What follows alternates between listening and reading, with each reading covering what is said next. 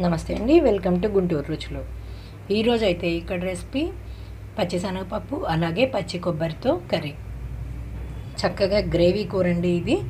మనకి rice chapati పుల్కాల్లోకి super combination అనమాట. ఫ్రైగాను చేసుకోవచ్చు, అలాగే గ్రేవీగాను చేసుకోవచ్చు.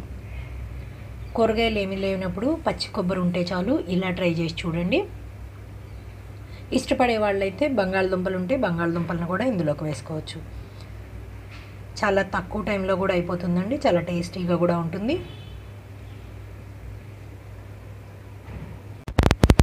ఈరోజైతే ఇక్కడ పచ్చి కొబ్బరి అలాగే పచ్చి శనగపప్పుతో కర్రీ కోసమండి.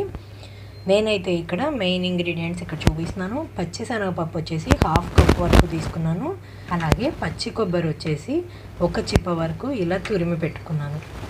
దీంతో పాటుగా ఒక చిన్న స్పూన్ వరకు అల్లం వెల్లుల్లి పేస్ట్, అలాగే వేయించి పెట్టుకున్న జీలకర్ర పొడి, గరం మసాలా. ఇది వచ్చేసి జీలకర్ర పొడి కొంచెం 1/2 స్పూన్ తీసుకున్నాను. అలాగే గరం మసాలా కూడా 1/2 స్పూన్ వరకు. కొంచెం ఘాటుగా ఉందండి, అందుకోసమే తక్కువ తీసుకున్నాను. ఉల్లిపాయ 1, పచ్చిమిరపకాయలు, కరివేపాకు, అలాగే కొత్తిమీర కూడా తీసుకుంటున్నాను. మిగిలిన ఇంగ్రీడియంట్స్ అన్నీ వీడియో చేస్తూ చెప్తాను. ఇక్కడైతే స్టవ్ ఆన్ చేసి పాన్ పెట్టుకుంటున్నాను. ఇందులోకి నేను ఆయిల్ తీసుకుంటున్నానండి, 2 టేబుల్ స్పూన్స్ వరకు. ఇక్కడ చూడండి, ఆయిల్ అంతా హీట్ అయిన తర్వాత తాలింపు గింజలు మొత్తం వేసేసుకున్నాను ఇందులోనే.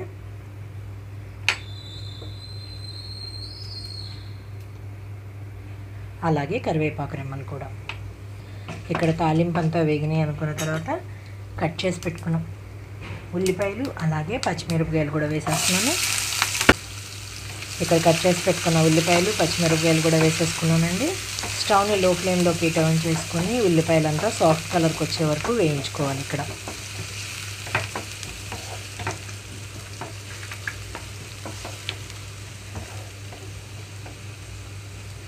మూత పెట్టేసి ఉంచుతున్నాను.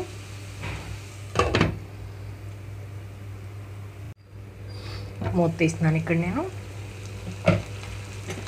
చూడండి, చక్కగా ఉల్లిపాయ అంతా వేగిపోయింది. ఇప్పుడు ఇందులోకి అల్లం వెల్లుల్లి పేస్ట్ వేసుకుంటున్నాను.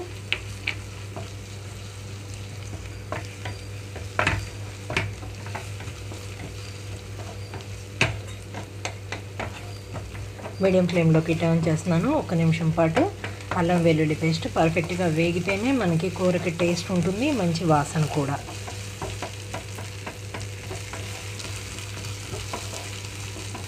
ఇప్పుడు ఇందులోనే పచ్చిశనగపప్పు, నానబెట్టుకున్న పచ్చిశనగపప్పును వేసేసుకున్నాను ఇందులో.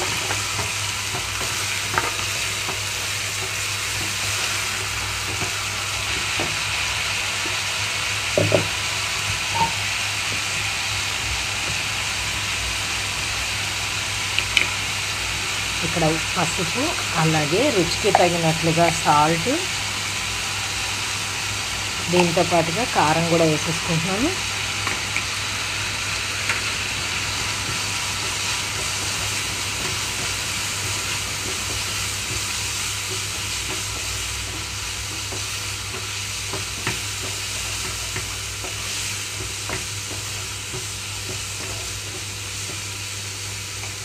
ఇప్పుడు ఇందులోనే పచ్చి కొబ్బరి కూడా వేసేస్తున్నాను. లో ఫ్లేమ్లోకి టర్న్ చేస్తున్నాను. పచ్చి కొబ్బరి వేసిన తర్వాత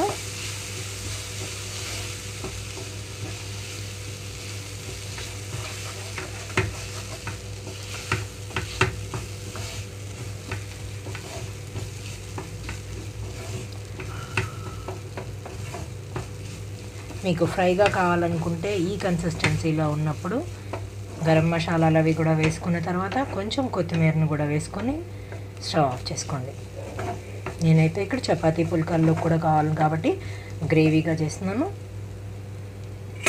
ఇందులోనే ఒక 1/2 కప్ వరకు వాటర్ వేసుకుంటున్నాను.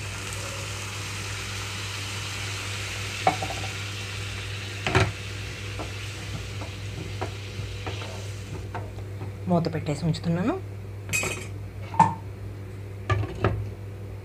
నండి ఇక్కడ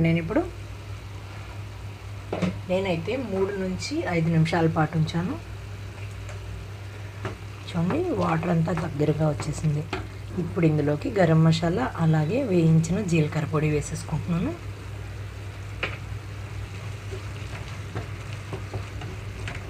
కొబ్బరిని డామినేట్ చేయకుండా ఉండకూడదండి గరం మసాలా, అందుకే కొంచెం తగ్గించి వేసుకున్నాను.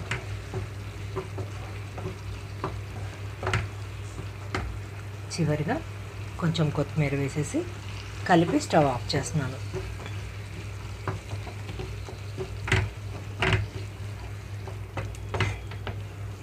ఇలా ఉంటే మనకి రైస్తో పాటుగా చపాతీ పుల్కాల్లో కూడా సూపర్ కాంబినేషన్ అనమాట. పచ్చి కొబ్బరి ఉండి శనగపప్పుతో ఇలా ట్రై చేసి చూడండి. ఇంకా కూరగాయలతో పని లేదు. మీరు కావాలనుకుంటే 2 బంగాళదుంపలు కూడా ఇందులోకి వేసుకోవచ్చు. ఇంకా నేను స్టవ్ ఆఫ్ చేస్తున్నాను. సర్వింగ్ బౌల్లోకి తీసుకుంటున్నాను. చూసారు కదా, ఇక్కడ పచ్చి కొబ్బరి అలాగే పచ్చి శనగపప్పుతో కర్రీ రెడీ అయిపోయింది. మరి ఇంకెందుకు ఆలస్యం, మీరు కూడా ఈ విధంగా ట్రై చేసి మీరు మీ ఒపీనియన్ అయితే కామెంట్ బాక్స్లో పెట్టండి. అలాగే మీలో ఎవరైనా మా వీడియో ఫస్ట్ టైం కానీ చూస్తున్నట్లయితే ప్లీజ్ మా ఛానల్ని సబ్స్క్రైబ్ చేయండి. అలాగే మా వీడియోస్ లైక్ చేస్తూ షేర్ చేయండి. పక్కనే ఉన్న bell icon all option click చేస్తే మేము ఇచ్చే వీడియోలన్నీ మీకు నోటిఫికేషన్స్ వస్తాయి. Please encouragement. Thank you for watching. Thank you.